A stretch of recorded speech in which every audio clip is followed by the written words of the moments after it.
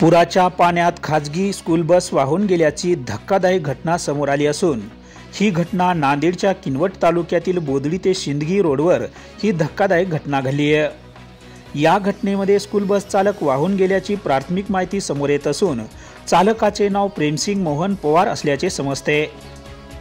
प्रेमसिंग मोहन पवार हा खाजगी स्कूल बसच्या सहाय्याने मुलांना शाळेत सोडण्यासाठी बोदडी येथे आला असता पावसाचा जोर कायम पाहता येथील शिक्षकांनी त्यांना परत जाण्यासाठी सांगितले। प्रेमसिंग पवार हा बोदडीहून सिंदगीकडे आपल्या गावी स्कूल बस घेऊन जात असताना पुराच्या पाण्याचा अंदाज न आल्याने स्कूल बस पुराच्या पाण्याच्या प्रवाहात वाहून गेली। सुदैवाने स्कूल खाजगी बसमध्ये कुठलेही विद्यार्थी नव्हते, मात्र ही बस पुराच्या पाण्याच्या प्रवाहात वाहून जाऊन अडकली आहे।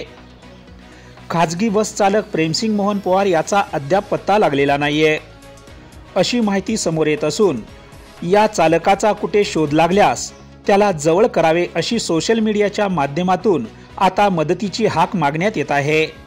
Bureau report GK news Kinwat Nanded.